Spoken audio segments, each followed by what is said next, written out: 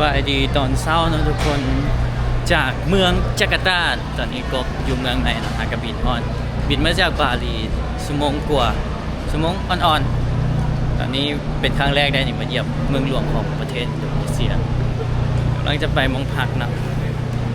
เอิ้นรถจากไปคือเก่าทุกคนวันนี้มาเบิ่งกันเนาะว่ากบสิบินเลาะใส่อยู่จาการ์ตากบอยู่นี่คืนนึงเนาะ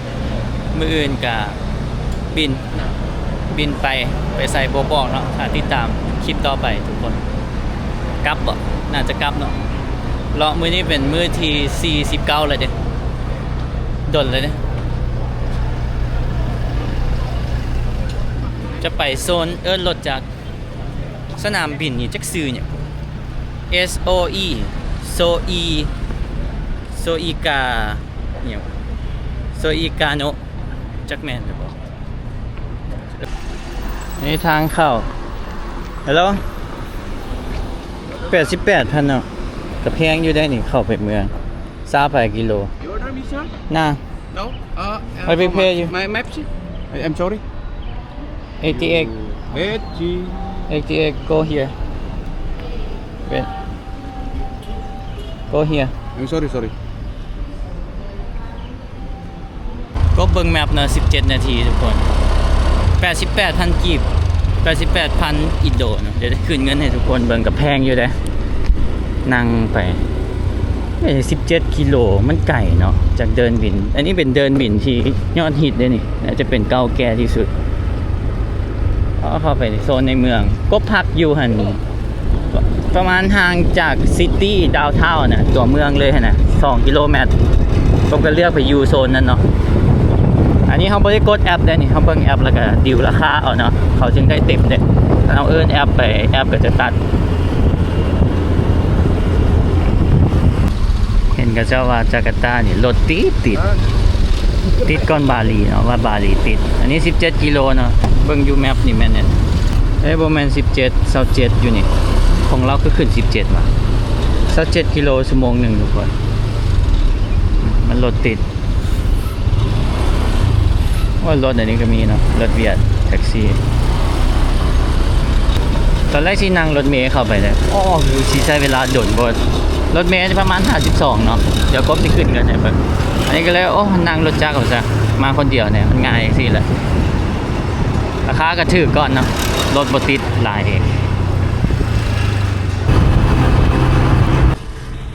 รถติดแต่ติดว่าเนี่ยทุกคนขนาดว่าผมเป็นโมงเลิกการได้นี่ตอนนี้10:44เลยนี่อันนี้น่าจะเป็นทางด่วนรถเมล์เนาะอันนี้ก็ถ้าขึ้นมาขี่เลยได้นี่น่าจะเป็น BRT นะรถเมล์แบบบ้านเฮาหาก็เปิดใช้งานนะมีคนมาโบกให้เลยนี่ได้เงินเนาะโบกแล้วก็เอาเงินให้เนี่ยบ่มานี่ก็บ่ฮู้นะทุกคนเนี่ยเป็นเบี้ยเลยนะนี่อันนี้เป็นรถมองรถของ BRT นี่ได้นี่มีแต่รถจักรขึ้นมาขี่เนาะ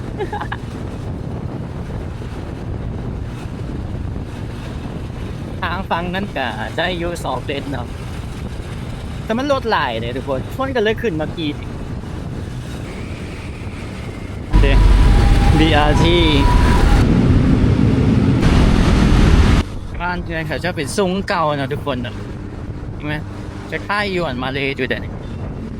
เป็นซุ้งเก่า2 ชั้นแล้วก็เป็นเก่า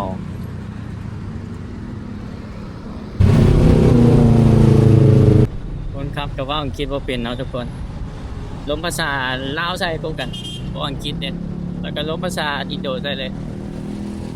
ย่าโคแบดเส้นทางมันมีหลายเส้นนะทุกคนบัดนี้ขึ้นมาแล้วที่แท้มันเลยลงไปลุมโอเคดาวตังฮ้อนเนี่ยได้นี่แต่โค้งไปโค้งมานะบังไงเห็นไหมทุกคนแล้วพัดบ่มีอันจับแมพแล้วเอามือจับมานี่ขับรถนำย้อนสอนไปเลยนะลูกพี่จัดไปให้ไป100,000เนาะคน ล้มบ่เข้าใจกันแล้วก็ลงกินบ่เป็นมันจะมาซ้อกันโฮเซลป่ะนี่กา KFC อยู่นี่มันมาสูตรเลยนะเข้าไปคือว่าเป็นแม่นเลยดิบ่ Bani, bani. น่าจะมันอยู่ใน KFC พอมากันมีหมองทานอาหารขายข้าวขายโอ้คักได้นี่โซนนี้ดีเลยเอาเข้าไปในสบเรียกโบบอกมันต้องผ่าน KFC ว่ะนี่ว่ะ thank you นี่ว่ะโฮสเทลกันยากทุกคนมันอยู่นอกว่ะทางเขาปะมีเช็คอินไปแล้วตัวนี้ KFC กระเป๋าไว้ก่อนสวัสดีเห็นโฮสเทลซอกกินข้าวสวยนะทุกคนจะกินบักโซลูกซีนเนาะลูกซีนกับร้อนเนี่ยลูกซีนใหญ่บักโซ how much บักโซ how much 25 okay one get here ถามราคาถ้วย25เนาะเป็นแต่แซ่บได้แหละไม่อย่างวะไม่อย่างวะมีเนาะนี่นะบักโซเฮ้ยได้หลายเลยบางห้า30พุ่นน่ะมีร้อนน้ำกับมี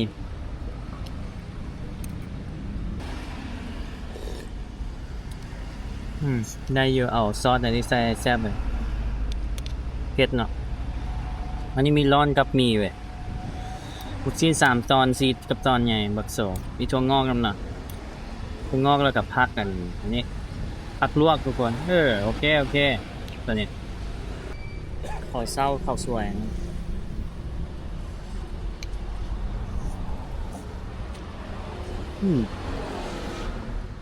ครับลูกชิ้นใหญ่อยู่แล้ว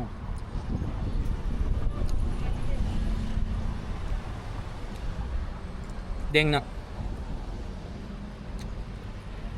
แป้งอย่างหลายไม่กินซีนอยู่ส่วนหลายอยู่เมืองจาการ์ตานี่จะมีแต่มิวเซียมนะทุกคนเป็นตึกเก่าบอตั้งแต่สมัยนะเดี๋ยวกบจีอ่านประวัติให้ทุกคนฟังแต่ก่อนนี่บ่ได้ซื้อเมืองจาการ์ตาเลยทุกคนแต่ก่อนนี่ซื้อเมืองซันดา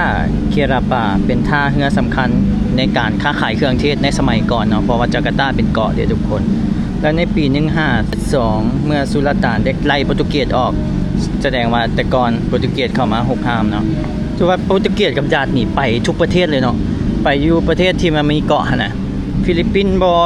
ก็ไปบรูไนก็ไปสุลต่านไล่โปรตุเกสออกแล้วก็เปลี่ยนชื่อเมืองนี้เป็นเมืองจายาการ์ตาที่แปลว่าไซสนะอันสมบูรณ์ในศตวรรษที่17บัดนี้ดัตช์และอินเดียคอมพานีได้เข้ามายึดเมืองนี้เนาะทุกคนเมืองจาการ์ตาแล้วก็เปลี่ยนชื่อเมืองเป็นเมืองบาตาเวียเป็นศูนย์กลางการปกครองของดัตช์ในหมู่เกาะอินโดนีเซียหลังจากนั้นอินโดนีเซียกับประกาศเอกราชทุกคนในปี1945แล้วก็เปลี่ยนชื่อจากบาตาเวียเป็นจาการ์ตาอันนี้เป็นประวัติย่อๆทุกคนและตอนที่ดัตช์เข้ามาเนาะดัตช์ก็เข้ามาแปลงตึกแปลงหยังหลายและปัจจุบันนี้เขาก็เป็นตึกเก่าเขาก็เปลี่ยนมาเป็นมิวเซียมหมดทุกคนอันนี้ก็น่าจะแม่นตั้งแต่ยุคนั้นคือกันเขาจะเปลี่ยนมาเป็นมิวเซียมเป็นพิพิธภัณฑ์เนาะมิวเซียมอ่ะนะยังมีปืนใหญ่อีกแล้วคนอยู่นี่ 83% แม่นถือศาสนามุสลิมเนาะอยู่จาการ์ตาทุกคนต่างจากบาหลีเนาะบาหลีนี่มุสลิมน้อยเดียวที่ว่ามาอยู่จาการ์ตาหมดตอนนี้กบบ่ไหวเนาะอันนี้เป็นประวัติหน่อยนึงเดี๋ยวขอไปเช็คอินก่อนทุกคนเช็คอิน2 โมงเนาะน่าจะนอนพักแล้วจริงสิไปเลาะต่อเดี๋ยวยืดแล้วแว่งนี่มิวเซียมเต็มเลยจ้ะเราจะเข้าไปมิวเซียมนะพิพิธภัณฑ์เต็มเลย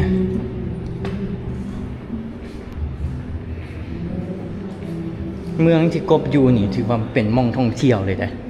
กบจองเลยนะทุกคนผู้ใดที่ตามห้อยก็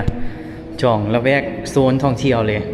ในเมืองมันจะออกไปอีกประมาณ2 กิโลเมตรเนาะดาวเทาวน์มันอีหลีนะแต่อยู่นี่จะเป็นโซนท่องเที่ยวสมพ่อก็เห็นนักท่องเที่ยวหลายโฮสเทลจะเป็นแบบแคปซูลทุกคนก็เบอร์19เนาะ12 19อยู่ใส่ละ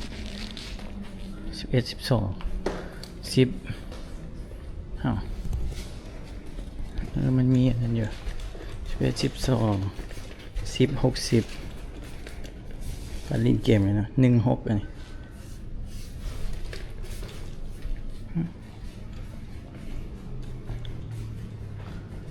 งงเลยพอร์ต19มันจะมีแอปนะทุกคนก็งงอยู่ว่าเป็นอย่างไรต้องโหลดแอปเราบอกนะเราก็ต้องโหลดที่แท้และแอปตัวนี้มันจะต่อกับโฮสเทลตัวนี้แล้วมันจะมี QR ให้ใส่ QR นี่เปิดเข้าประตูเข้ามานี่ต้องสแกน QR เลยมันเป็นประตูล็อกเนาะจะว่าคัก17 30ฟังนี่19เทิงๆด้วยนี่จะใส่อันนี้ QR ไขประตูตึ๊บเห็นป่ะทึบนี่เป็นห้องเฮา It's Book the Koala. Welcome to your pond and enjoy your stay. นะฮะ Book the Koala di sini. Selamat datang di Book มีการสบายดีได้ Your Stay. มาเจ้าจองอันนี้แล้วก็ enjoy your stay จะอยู่แบบมีความสุข enjoy นี่เป็นห้องโอ้ถือว่าได้อยู่ทุกคนเนาะเป็นห้องแบบนี้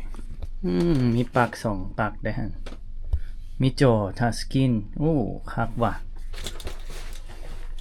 มีเกิบให้นะมีผ้าเช็ดตัวทุกคนคักอันนี้สมพอรีวิวดีแล้วนี่รีวิวดีตัวนี้คืน$7เนาะถือว่าถึกต่างที่กบไปเที่ยวมาส่วนใหญ่มันจะเป็นคืนละ$10 10 ปลายดอนสินะท่านบอสแกนเข้าก็ได้เลยเนาะเจ้าห้องน้ำอยู่แสนบ่มีคนมาแนะนำเลยนะซ่องห้องน้ำก่อนเดี๋ยวจะมีกล้องติดเต็มเนาะมีจอมันกับฟิลแบบเกมเนาะทุกคนเนาะห้องน้ำเลยนี่ CCTV กล้องติดเบิดเลยกล้องวงจรปิดจับเบิดเลยห้องน้ำมาเนี่ยบอมแมนจะบอกเลสรูมด้วยดูนี่จะมีห้องน้ำแยกเนาะสำหรับมุสลิมกับสำหรับอะไรสตาร์บอลลี่แบบผู้ใดกินข้าวหยุดก่อนนะทุกคนห้องน้ำมีหลายห้องเลย1 2 3 4 5 6 7 8 9 10ห้องอาบที่นี่น่าจะเป็นห้องอาบบ่แม่นแล้วห้องอาบที่เสร็จแล้วห้องอาบอยู่ไหนนี่วะบ่นะห้องอาบห้องอาบมีจากห้อง1 2 3 4 5มี5ห้องทุกคนถือว่าโอเคเลยสะอาดดีnot bad มีสบู่มีแชมพูเนาะให้ครบเลยใช้อันเดียวคักว่ะคักเด้อทุกคนมักเด้อมองนี่เด้อกบจองเป็นสกายนะทุกคนสกายนะจะเป็นแจงอยู่เทิงแต่บัดนี้ขึ้นก็ต้องเหยียบนี่ได้นี่เครื่องต้องเหยียบ1 2เป็นขั้นใด1 2ขึ้นแต่มันมีแบบ2 เตียงเด้อทุกคน2แบบนอน2 คนเนาะมีเด้มันมีเสือกางโอเคคักเว้ยน่าจะมีนอนอยู่ลาวเฮาเด้คักทุกคนอันนี้แบบเหมาะแก่การมาเที่ยวคนเดียวนะคักราคาดีเลย$7นี่ น่ะมีสมาร์ทอันนี้เปลี่ยนดอกไฟโอ้เพิ่มดอกไฟเสียนี่ออโต้ทุกคนนี่เทคโนโลยีโอ้เทคโนโลยีว้าวมีเปิดเพลงอีกเลยสิเปิดเพลงมึง River Forest นี่ตัวนี้ให้กบมันต่อในแอปเลยเนาะทุกคนอู้คักเว้ยนี่เทคโนโลยีหยุดนี่มีปลั๊กแบบจังสิโอเคว้าวคักทุกคนเห็นบอกหัวกบอยู่สำนี้เลยสูงเลยบ่ได้แคบหลายได้บ่ได้แคบได้กว้างได้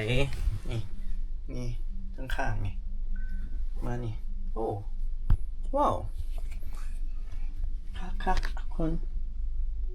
แอร์โอเคเย็นมันน่าจะเล็งแอร์อยู่นี่ได้ครับเปลี่ยนสีได้เลยนี่สีบวกโอ้เทคโนโลยีสีนี้มันว้าวเทคโนโลยี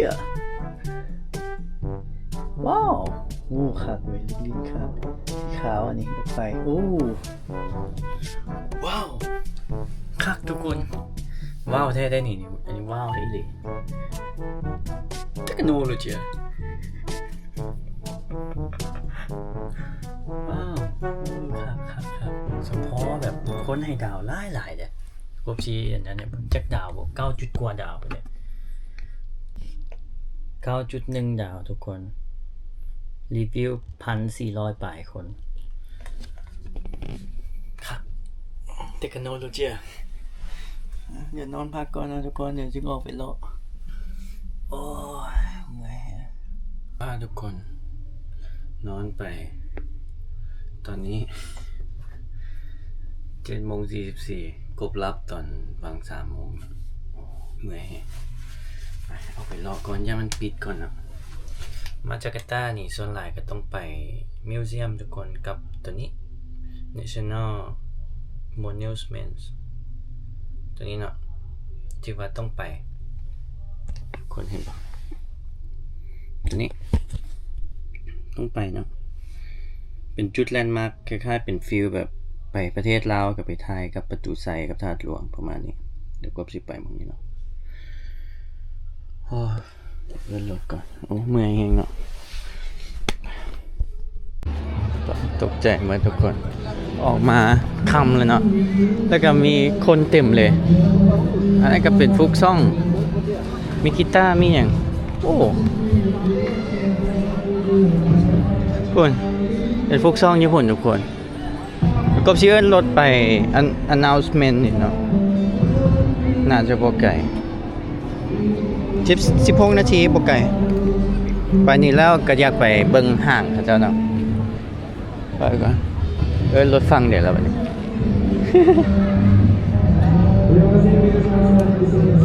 พอคนมานั่งเต็มเลยอันนี้ก็ฟุกซ่องนะฮะฟุกซ่องยังเบื่อนอนอยู่นะทุกคนตอนนี้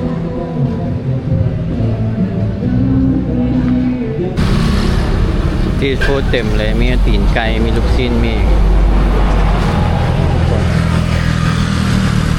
เต็มเลยรถกันนะโอ้เต็มเลยบอกเป็นห้างสิหาบขายกันยังมีอยู่เลยทุกคนเดี๋ยวสมัยก่อนอาจจะหาบขายบักโซเนาะซื้อไก่นะทุกคนอันนี้เป็นไข่นะครับจืดแล้วเขามาครับเขาเสียครับ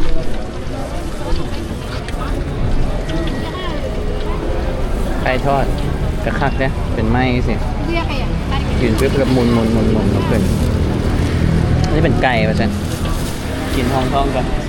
ก็ดิบกลับมาย่ามิก5,000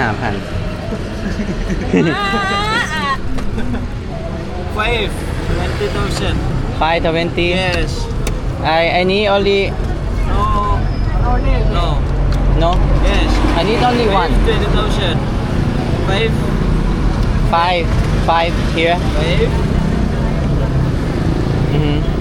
I don't need 5. No, Yeah. one portion. I need only one. One. How much for one? Five piece. Mister, 5 piece. I don't need 5 piece. Yes. One piece. Yeah. 5,000. One piece 5,000. 5,000.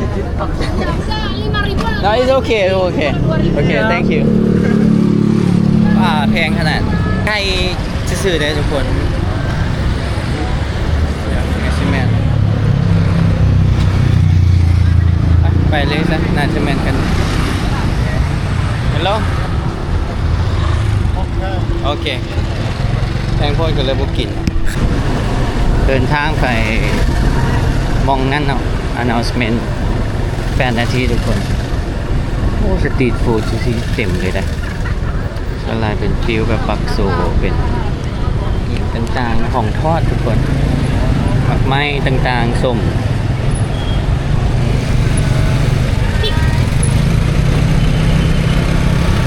เพราะว่าตัวนี้มันสถานที่ท่องเที่ยวเนาะตัวนี้อีกฝั่งหนึ่งเขาอ้อมมาทางนั้นก็อยู่ข้างหน้าเนาะระแวกนี้เป็นตึกเก่าหลายเบิ่งกลางคืนเขาเจ้าเนาะประเทศเขาเจ้าอันนี้ก็เป็นตึกเก่าได้นี่เนเธอร์แลนด์อันนี้เป็นแบงค์ด้วยนี่ธนาคารเนาะเป็นมิวเซียมตึกเก่าเนาะโซนกบอยู่เป็นโซนตึกเก่าเลยในเนเธอร์แลนด์นี่กันนี่กันเนเธอร์แลนด์แฮนโดมิวเซียมแมนเดล่าเริ่มเห็นตึกสูงๆขึ้นมาแล้วแบบนี้เริ่มเข้าโซนในเมืองนะรถจะเริ่มไล่ขึ้นตอนนี้เป็นเวลา8:10เนาะทุกคน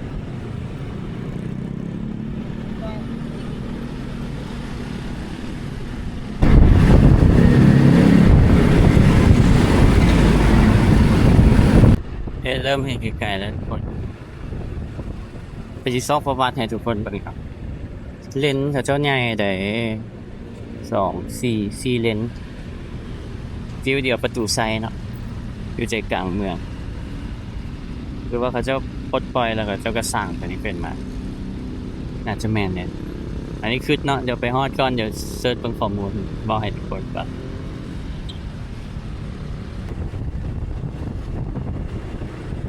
คือว่าการคมนาคมเนี่ยการขนส่งพระเจ้านี่รถเมล์เนาะส่วนหลายทุกคนอยู่ฝั่งพ้นขี่หลายได้เนี่ยเป็นทางใหญ่ดีเนาะ3 เลนฝั่งนี้ก็เริ่มเห็นตึกงามๆแล้ว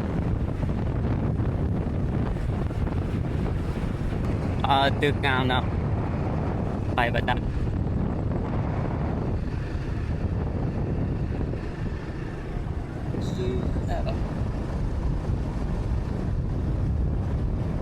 ฮอดแล้วเนาะค่าแท็กซี่อัน24,000 กีบเดี๋ยวโอ้คุณ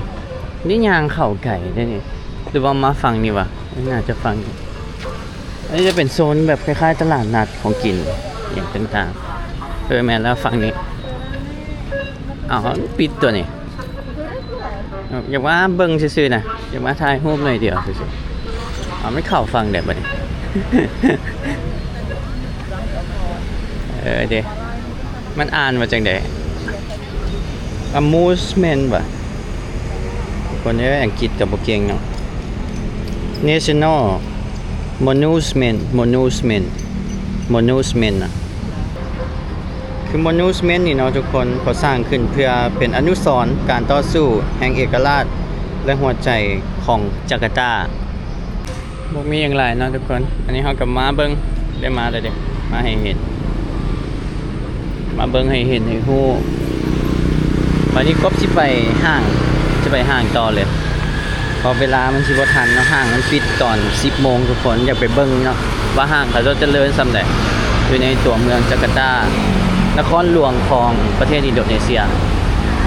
แต่ที่แน่นอนว่าอินโดนีเซียเจริญกว่าลาวเบิ่งเส้นทางเบิ่งตึกเบิ่ง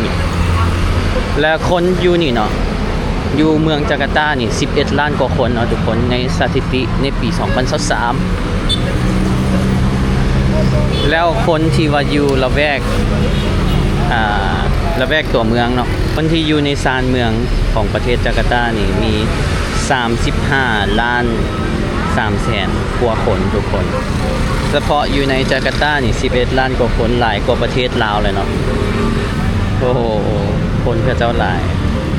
แล้วประชากรในประเทศอินโดนีเซียรวมทั้งหมดนะทุกคนรวมทั้งเกาะบาหลีเกาะอยู่ฝั่งบรูไนรวมทุกเกาะทุกคนรู้บ่เท่าไหร่กบชื่อว่าไอ้ฟ้ากบกับว่าวอยู่ได้ตอนนี้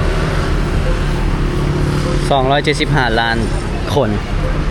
275ล้านคน what โคตรหลายเลยหลายกว่าประเทศไทยเนาะประเทศไทยมี70กว่าล้านคนเชี่ย200ปลายแต่ว่ารถเขาจะบ่ติดซัมมานิลาฟิลิปปินส์ได้ตามที่เบิ่งนะแบบบ่ได้ว่าติดหลายเลยรถเนาะโอ้ตอนนี้ยังแบบว้าวยังหากันนอนตื่นอีกยังเบื่ออยู่เนาะแล้วก็ตกใจอีกว้าว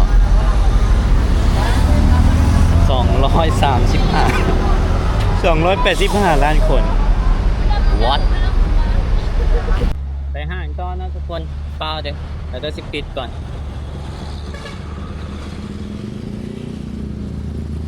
นี่รถทหารกันแล้ว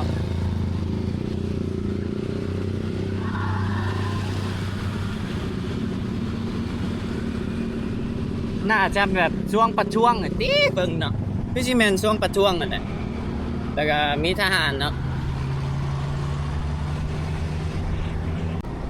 รถทหารหลายคันนะอยู่ตามหลังกบน่าจะประท้วงบ่ฮู้ว่าเซาระบ่เนาะน่าจะเซาแล้วทุกคนที่มีการประท้วงเนาะอยู่จาการ์ตาหวังว่าจะบ่ได้อยู่โซนนี้เนาะ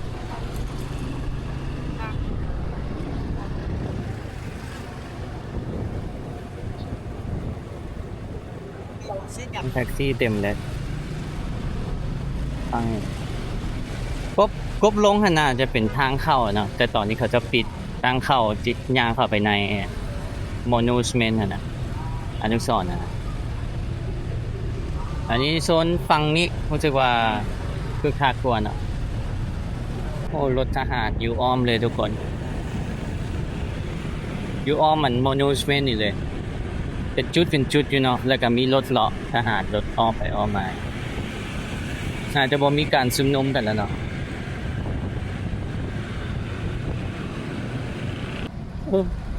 ไม่น่ามานูสเมนมีรถตังรถอย่างเต็มเลย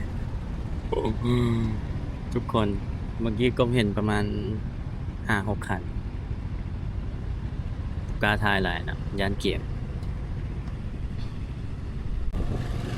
โซนนี้ตึกสูงเนาะตึกค่ายกันเลยเป็นอพาร์ตเมนต์บ่วะ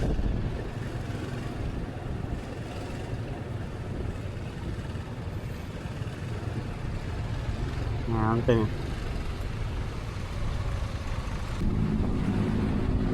ตัวนี้คักเนาะเส้นทางเขาจะ JKT I love Jakarta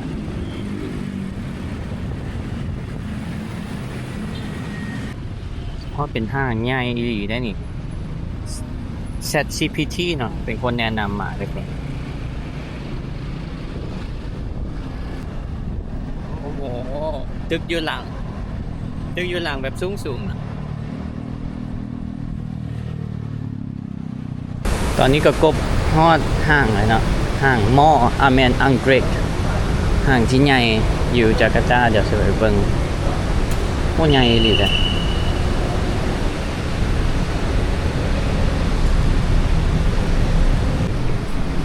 เป็นจังซี่วะท่านบ่ทันเลยต่ำเลยได้นี่ ก็เสียวอยู่เนาะโอ้ห่าง2 4 6สั้นเนาะ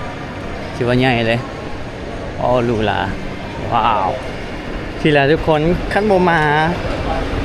ตัวเมืองก็จะบ่เห็นเนาะว่าเขาเจ้าเจริญซำใดมี Starbucks มีหยังแต่ห่างเขาเจ้าจะจงครึ่งกลางไว้โล่งเลยเนาะจะอ้อมข้างๆเหรอ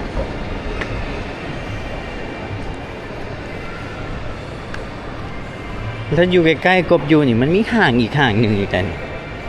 นี่มันมีอันเซ็นทรัลพาร์คมอลล์ก็อยู่ใกล้ๆนี่เลย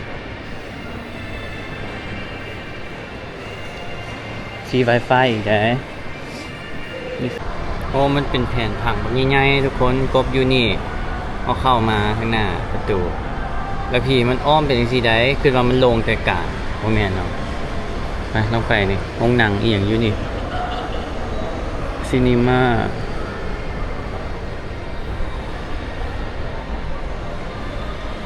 ร้านอาหารต่าง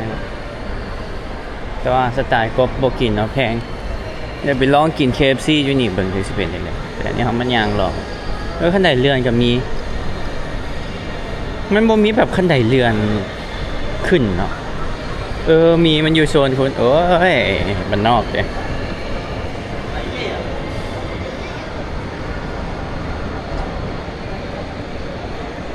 กะคนบ่หลายได้ทุกคนโล่งๆเนาะหรือว่าเป็นน้ำดึกบ่ก็9 โมงได้แล้วปิด10 โมงคนบ่คึกคักซ้ำอยู่ไทยหรือว่าซ้ำฟิลิปปินส์มะนิลาของแบรนด์เนมบ่เห็นเนาะหรือว่าอยู่อีกห้างหนึ่งบ่มันจะเป็นพวกอาหารราเมงต่างๆ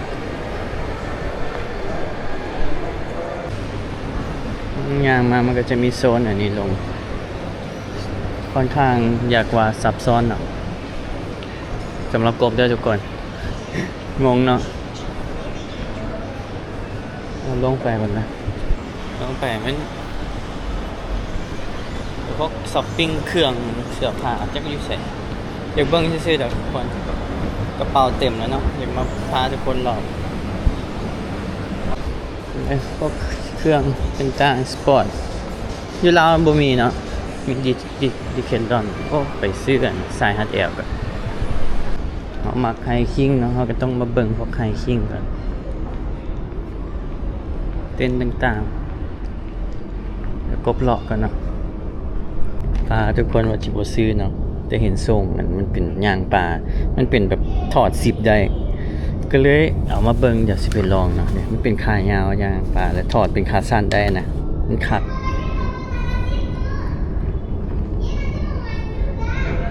โอ้อยากได้เครื่องเว้ยผ้าดีเลยนะนี่ดีเทลลอนคุณภาพดีเลยกระเป๋าก็เต็มเนาะมื้ออื่นนี่ไปเดินบินนี่ต้องแบบเดี๋ยวนี้นุ่งยีนนุ่งอย่างเครื่องนักๆใส่โตเต็มเลยแหละโอ้โหสวรรค์เลยใหญ่แฮงทุกคนเลยอยากให้มีอยู่ลาวเนาะเป็นจังซี่เนาะมองช้อปปิ้งแคมปิ้งโอ้นี่เทจัดทุกคนซื้อตัวนี้เนาะเอาไว้เป็นย่างปลากัน UV มันเป็นซุปใส่แขนกับส่งเห็นป่ะส่งตัวนี้มันจะทอดได้เนาะเป็นขาสั้นได้เลยมี10 ทอดคักเนี่ยแต่บ่ฮู้ว่าเงินสิพอหรือเปล่า เด้เป็นขาสั้นได้เนี่ยเป็นขาสั้นนุ่งขากว่าเวลาไปป่าไปเที่ยวอย่างเท่ๆหากก็ฮู้ว่าตัวเองใส่ส่งเบอร์31ทุกคนเอามา2เบอร์เนาะ32ตัวนึงบ่ได้บ่จื้อใส่ตัวเองครับ31อันนี้เป็นไซส์กบนะทุกคน UK 31US เป็น31คือกัน W 31นะผู้ใดที่อยากซื้อเครื่องฝากมา ตามนี้เด้อทุกคนไซส์นะ UK 31ส่งเนาะนี่กะว่าสิบ่ซื้อนะทุกคนสุดท้ายก็ได้มันมีเครื่องแคมปิ้งนี่โอ้มักเนาะช่วงนี้แบบมักไฮกิ้งเทรคกิ้งแฮงทุกคนแล้วอีกอย่างพวกนี้มันใส่สบายมันเบาก็เลยเอาซะทั้งที่กระเป๋ามันเต็มแล้วแต่ มันแครี่ออนนะทุกคนได้7 กิโลมื้ออื่นนี่ก็คือใส่ส่งยีนนี่จะบินไปต่อเนาะไปใส่บ่บอกกลับลาวหรือว่าไปใส่บ่บอกเนาะก็เลยมันต้อง manage ต้องจัดการเครื่องยากเลยลองฟังได้แล้วฟังนี่ได้บอกนั่นแหละ ก็เลยต้องแบบจัดการแล้วก็เพิ่มออกมาอีก2 อันอีกก็นักอยู่ได้นี่เบิดไปท่านี้ทุกคน มันก็แพงนั่นแหละแต่ก็มักเนาะสำหรับผู้ใดที่มีของฝากเนาะมาจากอเมริกาเด้กับมีเพื่อคนอยากซื้อให้เนาะไซส์31เดี๋ยวทุกคนส่งได้มันติดลบไป832 833 833 1,200 บาท38 โอ้แพงอยู่เด้อนี่แพงเนาะราคาตามนี้เลยแล้วก็มันรุ่นกับประตูทางเข้าเนาะ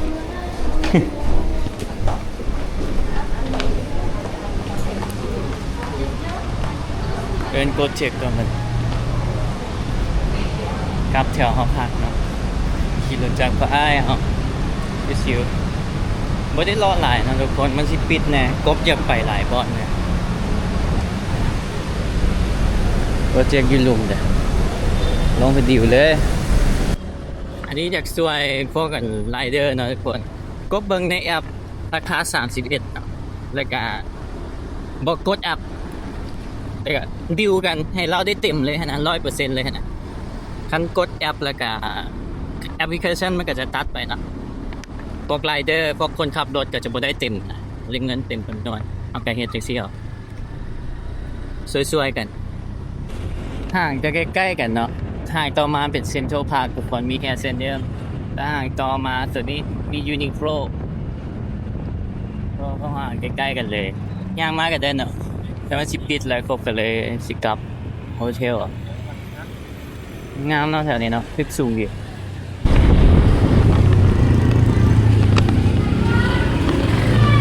ระหว่างสองข้างๆก็จะเห็นพวกแบบขายบักโซอย่างสตรีทฟู้ดหลายอีหลีได้โ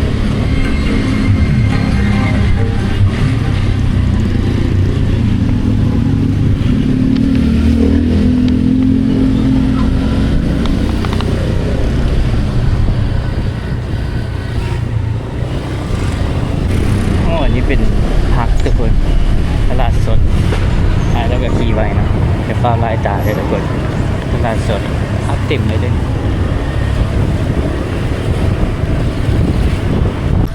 อยู่นี่ห้านขายบักโซนี่เต็มเลยทุกคนเมืองที่ว่าประเทศนี่มากินพวกเส้นบักโซอันนี้เขาจะปิดแล้วเนาะทุกคน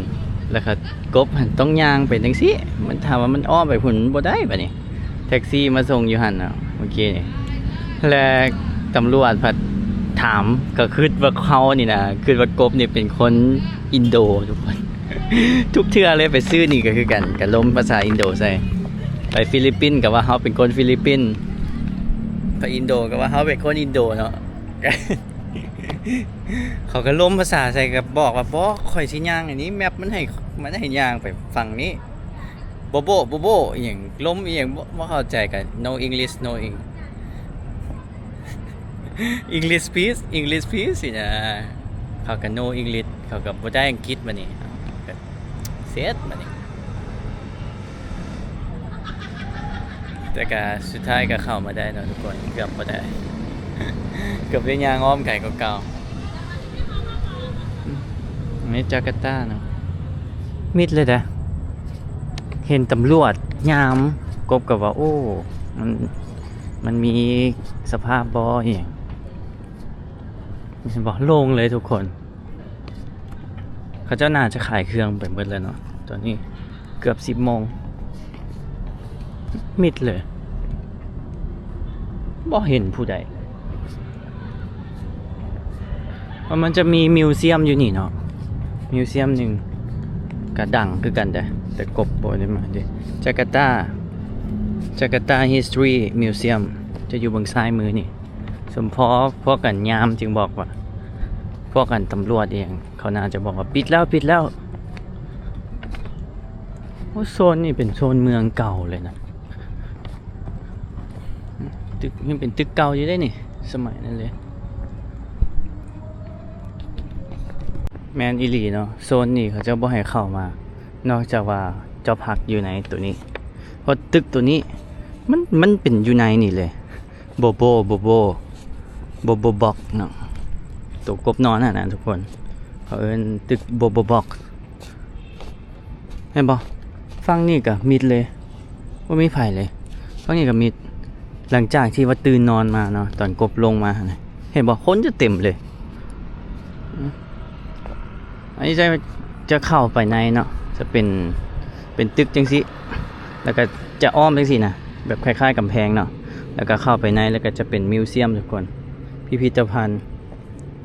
History Jakarta History Museum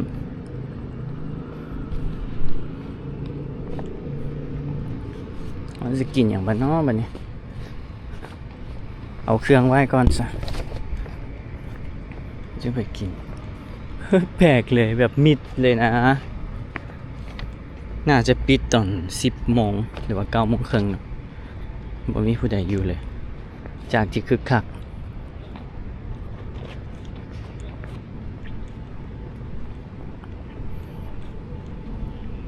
น่าจะเป็นน้ำมีสภาพนี่แหละกบอ่ะนะแถวในเมืองแบบรถทหารเต็มเลยเนาะเลาะไปเลาะมา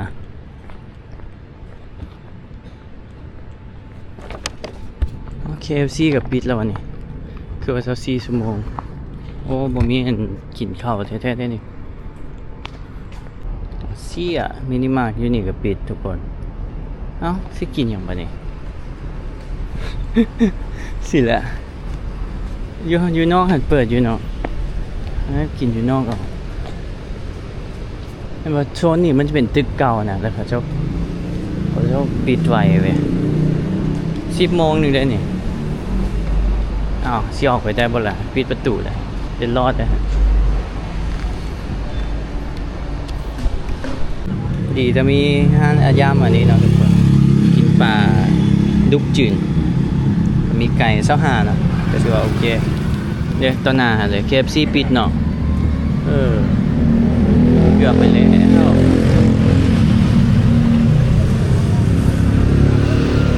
สิกินยังก็ต้องทำราคาก่อน25กับชากบเอาชาสตรอเบอรี่5 บาทเป็น35เนาะข้ามหนึ่งกับประมาณ35-40ประมาณนี้นั่งกินก็กับบ่มีตังน้ำปูสาดจังซี่เลยไอ้ๆเพิ่นก็นั่งกินจังซั่นเลย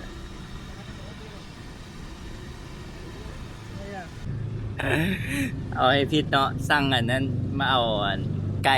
กับอันทัมเป้มาให้เดลิมากาเซ่อันนี้น้ำล้างมือเนาะน้ำล้างมือเมื่อกี้นี่หลงสั่ง2เนาะซากับอันนี้มันซาเบิ้ล2เลยเพราะเป็นแซ่บเลยแซ่บเลย5,000เนาะประมาณ 7,000 กีบอ่ะประมาณ10 บาทเลยแหละกับสตรอเบอรี่จืดไม่เลย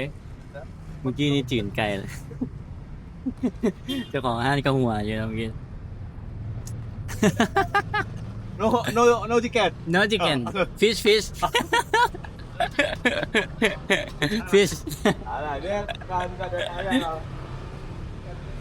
โอ้ตัวนี้แซ่บเลยคือน้ำแดงไหมคือน้ำแดงไปทุกคนน้ำล้างมือคักเขาก็บอกซ่อมไม้เลย เห็นคนตั้งหลังกบกินเขามีซ่อมนะนี่ปลาเขาเจ้ามากินอันนี้นะทัวนะถ้าเกิดแซ่บดูด่ะอันนี้เต้าหู้แล้วนี่ทอดใหม่ๆโอ้เจ้าตัวนี้แซ่บอ่ะจับเพิ่งตำมะฮุงเลยแซ่บอ่ะกินจีนปลาก็ได้ว้าจีนปลาก็แซ่บเหมือนกัน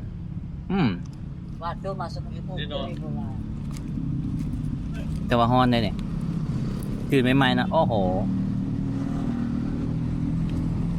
เจ้าแซ่บเลยทานนี่แซ่บปลาแซ่บ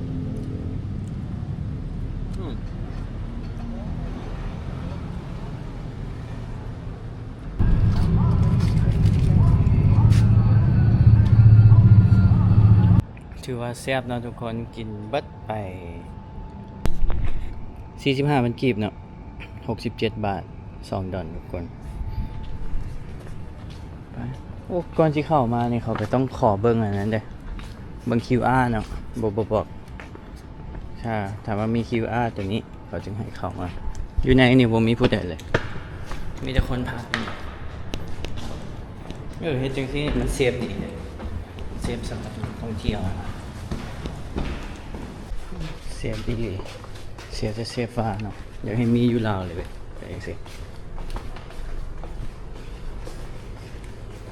ทุกอย่างเป็นระบบหมดเลยแอร์เอียงเป็นระบบครับ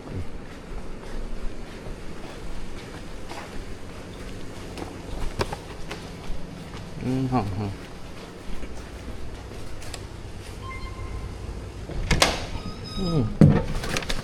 แอร์เย็นทั่วถึงกันเนาะบ่ได้แบบเย็นให้เย็นหวานทุกคนแล้วก็บ่ได้ร้อนให้ร้อนหวานพอดี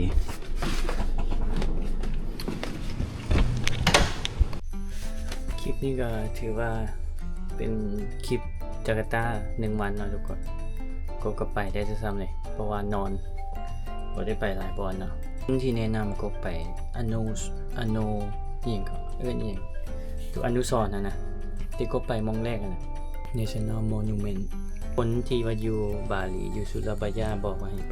ไปเบิ่งจะต้องไปถ่ายรูปกับมองนี้มองก็ไป